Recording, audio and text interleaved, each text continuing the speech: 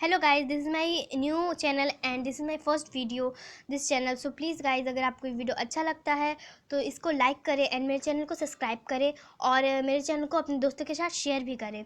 Guys, ये video मैं first time बना रही हूँ और ये मेरा फर्स्ट वीडियो है। अगर आपको इसमें कोई भी दिक्कत होती है या फिर कोई भी ऐसा चीज़ लगता है जो मैंने गलत बोला है या फिर मेरी स्टेटमेंट उस पर गलत थी, तो आप वो मुझे कमेंट करके बता सकते हैं। और अगर आपको इसके अलावा हिस्ट्री, जैसे कि मैं जिस बारे में पढ़ाऊँगी, उसमें अगर आपको कुछ और प्रश्न के उत्तर चाहिए तो आप मुझे वो भी बता सकते हो। कमेंट कर दोगे तो मैं उसे नेक्स्ट वीडियो में सुधारूँगी या फिर अपना उस क्वेश्चन के आंसर भी दूँगी। तो आप मेरी मिस्टेक्स भी मुझे कमेंट कर सकते हो और अगर आपको कोई डाउट है, कोई क्वेश्चन पूछना है, तो आप वो भी मुझे कमेंट कर सकते हो। और अगर गाइज मैं इसमें कोई भी स्टेटमेंट या फिर कोई आंसर अगर गलत बताती हूँ तो प्लीज़ प्लीज़ रिक्वेस्ट है कि आप मुझे वो कमेंट करके बताओ कि मेरी मिस्टेक है क्या वहाँ पे। ओके गाइज, सो हम लोग ज़्यादा टाइम वेस्ट ना करते हुए हम लोग स्टार्ट करते हैं अपना वीडियो। तो गाइज़, आज हम लोग पढ़ने वाले हैं जीके में हम लोग आज हिस्ट्री पढ़ने वाले हैं। हिस्ट्री एक ऐसा सब्जेक्ट है जो बहुत सारे बच्चों को पसंद नहीं आता है। रीज़न क्या होता है कि हिस्ट्री में काफ़ी बड़े बड़े लॉन्ग आंसर क्वेश्चन होते हैं और उसमें बहुत लंबी लंबी स्टोरीज़ होती हैं और मतलब कि उसमें जो सन होते हैं, मतलब जैसे 335 ईस्वी, और ये सब काफ़ी लोगों को नहीं समझ में आते हैं क्योंकि वो एक हिस्ट्री एक ऐसा सब्जेक्ट है जो मतलब काफ़ी घुमाव टाइप में है, मतलब भूल भुलैया टाइप में है, तो इसके कारण नहीं समझ में आता है। और मैं आपको आज उसी से रिलेटेड कुछ क्वेश्चंस बता रही हूँ, जिसमें थे कुछ 10 क्वेश्चंस हैं, उनको मैं आपको बताऊंगी और उनके आंसर भी बताऊंगी। और ये क्वेश्चन काफ़ी जगह काफ़ी एग्ज़ाम्स में भी आते हैं, तो आप प्लीज़ इन क्वेश्चंस को बहुत ही ध्यान से पढ़िएगा। ओके गाइज़, तो लेट स्टार्ट। तो गाइज़, आज का हमारा फर्स्ट क्वेश्चन है, उत्तर गुप्त युग में जो विश्वविद्यालय प्रसिद्ध हो गया था वह कौन सा विश्वविद्यालय है? तो गाइज, वह विश्वविद्यालय है नालंदा। नालंदा जो एक विश्वविद्यालय था, उसका जो स्थापना की थी वो की थी गुप्त वंश के शासक कुमार गुप्त ने। और इस विश्वविद्यालय की को पूर्णतः विश्व का पूर्णतः आवासीय विश्वविद्यालय माना गया है। और ये जो विश्वविद्यालय है उसे मतलब कि बहुत ही अच्छा विश्वविद्यालय, पूर्णतः आवासीय, पूरे विश्व का आवासीय और पूर्णतः विश्वविद्यालय माना गया है। और ये इसमें जब ये इसकी विकसित स्थिति में, जब ये विकसित हो गया था, तो इसकी विकसित स्थिति में इसमें लगभग 20,000 विद्यार्थी थे और 2,000 टीचर्स थे।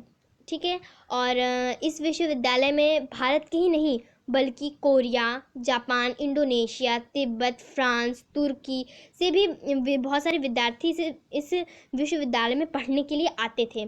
तो ये काफ़ी फेमस और काफ़ी अच्छा विश्वविद्यालय माना गया है। ओके गाइज, तो ये हो गया हम लोगों का ये फर्स्ट क्वेश्चन। एंड अब हम लोग चलते हैं अपने नेक्स्ट क्वेश्चन पे। तो गाइज, आप देख सकते हो ये जो है, ये सब फिगर्स ये नालंदा विश्वविद्यालय के हैं। यही वो विश्वविद्यालय है जो कि उस युग का सबसे फेमस विश्वविद्यालय था। आप देख सकते हो इस पिक में काफ़ी लिखा हुआ है नालंदा विश्वविद्यालय के बारे में, टोटल इंग्लिश में। तो आप ये सब आप गूगल से देख के निकाल के लिख सकते हो और पढ़ सकते हो। ओके गाइज, तो हम लोग आते हैं अपने नेक्स्ट क्वेश्चन पे। तो नेक्स्ट क्वेश्चन है, भारत नेपोलियन की उपाधि किसे दी गई थी? तो गाइज, जो भारत नेपोलियन की जो उपाधि थी वो दी गई थी समुद्रगुप्त को, क्योंकि समुद्रगुप्त एक अच्छे शासक और एक अच्छे राजा और एक महान अच्छे योद्धा थे, इसलिए उन्हें नेपोलियन की उपाधि दी गई थी। ओके गाइज, और नेपोलियन की उपाधि देने का कारण क्या था कि गुप्त वंश के ये गुप्त वंश में समुद्रगुप्त जो थे 335 से 375 ईस्वी तक भारत के नेपोलियन के रूप में जाने गए और ये एक बहादुर और अच्छे योद्धा थे, इसके कारण इन्हें नेपोलियन की उपाधि दी गई थी। और समुद्रगुप्त राजवंश के चौथे शासक भी थे और उनके शासन में स्वर्ण युग मतलब सुनहरा युग कहा गया था कि काफ़ी अच्छा युग है ये। तो और समुद्रगुप्त को गुप्त राजवंश का महानतम राजा माना गया था और वे एक उदार शासक और वीर योद्धा और काल के संरक्षक भी थे। इन्हें विल्सन स्मिथ के द्वारा उन्हें भारत के नेपोलियन की संज्ञा दी गई थी, मतलब उनके हाथों से उन्हें नेपोलियन की संज्ञा दी गई थी। ओके गाइस, एंड नेक्स्ट हम लोग का क्वेश्चन है, आयुर्वेद के वैद्य चिकित्सका भगवानिक किसे मानते हैं? तो गाइस, ये जो क्वेश्चन है इसमें यहाँ पे भगवान जो लिखा है भगवान की, इसकी जगह भगवान भी हो सकता है, क्योंकि आयुर्वेद के चिकित्सा भगवान किसे मानते हैं? तो गाइस इसका आंसर है धन्वंतरी। जो धन्वंतरी हैं वो एक देवता हैं जो कि विष्णु भगवान के अवतार हैं। आप देख सकते हैं ये एक आयुर्वेद चिकित्सा है। ठीक है गाइस, और धन्वंतरी हिंदू धर्म में एक देवता माने जाते हैं और एक वे महान चिकित्सक हैं, इसके कारण उन्हें देव पद प्राप्त हुआ था। और हिंदू धर्म की मान्यताओं के अनुसार ये भगवान विष्णु के अवतार भी समझे जाते हैं। और इनको पृथ्वी लोक में इनका पृथ्वी लोक पे अवतरण कब हुआ था? समुद्र मंथन के समय। इनका जो समुद्र मंथन के समय ये पृथ्वी पर अवतरित हुए थे। और ये एक अच्छे आयुर्वेद चिकित्सक थे, इसीलिए इन्हें आयुर्वेद का देवता माना जाता है। Okay guys, and next question है, पहला ज्ञात गुप्त शासक कौन था? तो गाइज पहला ज्ञात गुप्त शासक ए श्रीगुप्त थे। ओके गाइज, जो ए श्रीगुप्त थे वो पहले ज्ञात शासक थे। गाइज ये इंपॉर्टेंट क्वेश्चन है, ये बहुत जगह पूछा जाता है। ओके गाइज, एंड जिस प्राचीनतम मतलब कि एक प्राचीनतम राजा गुप्त राजा को खोजा जा रहा था काफ़ी समय से, तो जब उस प्राचीनतम गुप्त राजा के बारे में जब पता चला तो पता चला कि श्रीगुप्त ही वो राजा हैं जो बहुत प्राचीनतम राजा की खोज जिनकी की जा रही थी वो श्रीगुप्त ही थे। और हालांकि ये प्रभावती गुप्त के पुना प्रभावती गुप्त जो थे उनके पुना ताम्रपत्र एक अभिलेख है और उसमें इन्हें आदिराज कहकर संबोधित किया गया है। मतलब इन्हें उस पत्र में आदिराज कहा गया है। और श्रीगुप्त के समय जो है महाराजा की उपाधि सामंतों को प्रदान की जाती थी। सामंतों को प्रदान करने का रीज़न क्या था गाइज कि उस समय सामंत बहुत ही ज़्यादा हुआ करते थे, तो इस समय जो अधिक उपाधियाँ थी मतलब महाराजाओं की उपाधियाँ सामंतों को प्रदान की जाती थी, क्योंकि श्रीगुप्त उस समय के शासक थे और वो सामंतों को दी जाती थी उनके शासनकाल में महाराजा की उपाधियाँ। ठीक है, और ये अब हम लोग का नेक्स्ट क्वेश्चन है गाइज, रोमन साम्राज्य के साथ भारत का व्यापार रोम पर किसके द्वारा आक्रमण के साथ समाप्त हो गया? तो गाइज ये जो आक्रमण किया था उनका नाम है हुड़द्वारा जो थे उन्होंने आक्रमण किया था जब, तो क्या कहते हैं तब भारत और रोम एक साथ व्यापार करता था और इनके आक्रमण के बाद ही दोनों ने एक साथ व्यापार करना बंद कर दिया। जो हुड़ मूलतः मध्य एशिया की एक जंगली और बर्बर जाति थी। मतलब हुड़ जो थे एक जाति है जो कि बर्बर जाति थे। हुड़ जो थे वो एक बर्बर जाति के थे और ये मध्य एशिया के रहने वाले थे। और मध्य एशिया में जनसंख्या बढ़ने के कारण उन्हें मध्य एशिया छोड़कर जाना पड़ा।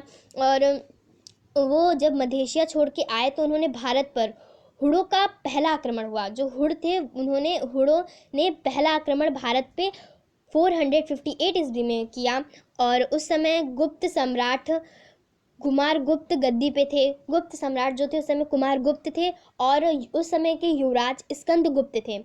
तो कुमारगुप्त ने स्कंदगुप्त को हुड़ों के सामने युद्ध करने के लिए भेजा और स्कंदगुप्त ने बड़ी चतुराई से और एक बहादुरी से उन्होंने हुड़ों को हराया। और इस विजय के अवसर पे उन्होंने विष्णु स्तंभ की स्थापना की। उसके बाद से हुड़ों को काफ़ी गिल्ट फीलिंग हुई, मतलब कि काफ़ी बुरा लगा कि हम लोग कुमारगुप्त से हार गए। उसके बाद से उसने फिर 30 वर्ष बाद तोरमड़ और महीर कुल के साथ मिलकर भारत पे दोबारा आक्रमण किया। उस समय स्कंदगुप्त के अलावा कोई भी शक्तिशाली शासक नहीं था, इसके कारण हुड़ों ने एक बहुत ही बड़े राज्य पर अपना कब्जा किया और धीरे धीरे उस राज्य से उसने गुप्त वंश तक पूरा कब्जा कर लिया। ओके गाइज, आई होप आपको मेरा सब समझ आ रहा होगा मैं आपको क्या बता रही हूँ। ठीक है गाइज, अगर आपको नहीं समझ में आता है तो प्लीज़ आप कमेंट करिएगा।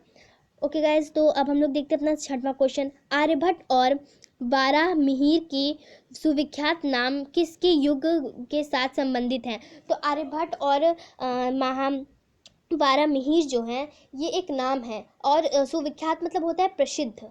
तो ये नाम किस युग में प्रसिद्ध थे? तो गुप्त वंश में इनका नाम काफ़ी प्रसिद्ध हुआ करते थे, क्योंकि गुप्त वंश में के रहने वाले थे, गुप्त वंश में थे ये लोग, तो इसलिए उस समय इनके नाम काफ़ी प्रसिद्ध हुआ करते थे। तो इसका इस युग का नाम गुप्त वंश है। ओके गाइज, अब नेक्स्ट क्वेश्चन है, इलाहाबाद के स्तंभ में किसकी उपलब्धियां उत्कीर्ण हैं? तो इलाहाबाद के स्तंभ में समुद्रगुप्त की उपलब्धियां उत्कीर्ण हैं।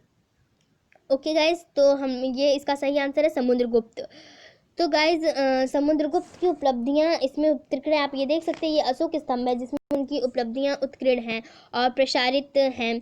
तो गाइज प्रयाग के प्रसृत लेख में समुद्रगुप्त के अजातशत्रु की उपाधि दी गई थी और उस बहादुरी एवं युद्ध कौशल के आधार पर आज भी वह भारत का नेपोलियन कहलाता है। और दोबारा दरबार कवि हरिसेन द्वारा रचित लेख था। इस लेख को समुद्रगुप्त द्वारा 200 ईस्वी में कौशाम्बी के लाए गए अशोक स्तंभ पर खुदवाकर लिखवाया गया था। ओके गाइज, एंड हमारा नेक्स्ट क्वेश्चन है, चीन यात्री फाहियान किस गुप्त शासक के शासनकाल के दौरान भारत आए थे? तो वो चंद्रगुप्त मौर्य के शासनकाल के दौरान भारत आए थे। ओके गाइज, और उस समय इन फहान जो थे 399 ईस्वी से 414 ईस्वी तक भारत में रहे थे। फहान बौद्ध धर्म के अनुयायी थे और आप देख सकते हैं जो पिक्चर आ रही है यही है फहान, जो कि पैदल चल के भारत आए थे बौद्ध धर्म के से संबंधित जगहों को देखने के लिए। और ये बौद्ध धर्म के अनुयायी हैं और ये फहान उन स्थानों पर भ्रमण किए। भारत में रहने के दौरान उन्होंने उस स्थानों पर भ्रमण किया जो बौद्ध धर्म से संबंधित थे। ओके गाइज, नेक्स्ट क्वेश्चन है, गुप्त शासकों के बारे में निम्न में से कौन सा कथन सही नहीं है? तो गाइज इसका राइट आंसर है सी, न्याय प्रणाली पहले की उपेक्षा बहुत अधिक विकसित हुई। ये विकसित नहीं हुई। तो ये जो है हमारा गुप्त वंश के शासकों के हिसाब से के बारे में ये गलत लिखा गया है, क्योंकि उस समय काफ़ी अच्छे से मतलब उनको मिला हुआ था, विकसित थी। मतलब कि इसमें लिखा हुआ है कि गुप्त शासकों के बारे में निम्नलिखित में कौन सा कथन सही नहीं है? तो गुप्त शासकों के बारे में जो कथन सही नहीं है वो है न्याय प्रणाली, सी, न्याय प्रणाली पहले की उपेक्षा बहुत अधिक विकसित थी। ये जो ये आंसर दिया गया है ये गलत है। ठीक है गाइज, आप ये देख सकते हो, मैंने जो अभी शीट ओपन किया है इसमें नीचे ऊपर से 4th लाइन में लिखा उपेक्षा बहुत अधिक विकसित थी, वहाँ पे कुछ वर्ड कट गए हैं और इस पेज में वो वर्ड है। तो गाइज ये उस शासकों के बारे में ये जो कथन है वो सही नहीं है। बाकी उन्होंने मुख्यतः उत्तरध्याम भारत को भागों पर परिश्रम किया। ये सब कथन सही है। और न्याय प्रणाली ये वाला कथन है ये बिल्कुल गलत है। और बाकी बी, राजपद वंशागत था और सिंहासन सदा सबसे बड़े पुत्र को मिलता है, ये भी सही है। लेकिन जो सी है वो गलत है इसमें, क्योंकि उस समय जब न्याय प्रणाली थी उसकी उपेक्षा अधिक विकसित नहीं हुई थी। जब न्याय प्रणाली थी तो पहले की उपेक्षा न्याय प्रणाली में कुछ अधिक विकसित नहीं हुआ था। तो इसलिए ये जो कथन है वो गलत है। तो इस क्वेश्चन का राइट आंसर जो होगा वो होगा हमारा सी। ओके गाइज, हम आते हैं नेक्स्ट क्वेश्चन पे।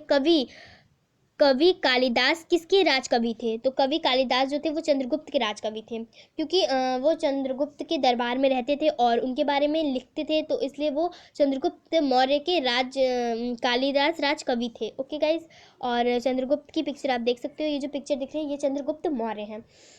और गाइज़ यहाँ पे मेरा वीडियो कंप्लीट होता है। मैंने आपको 10 क्वेश्चन जो मैंने आपको बोले थे उस पूरे 10 क्वेश्चंस मैंने आपको दिखा दिए हैं। और अगर आपको अभी भी कोई डाउट है इन क्वेश्चंस में तो आप मुझे वो पूछ सकते हो। तो गाइज़ ये मेरा फर्स्ट वीडियो है। अगर आपको वीडियो अच्छा लगता है तो प्लीज़ लाइक करो, मेरे चैनल को सब्सक्राइब करो और अपने दोस्तों के साथ शेयर करो। मिलते हैं हम नेक्स्ट वीडियो में, तब तक के लिए bye bye guys, and please support me. Bye.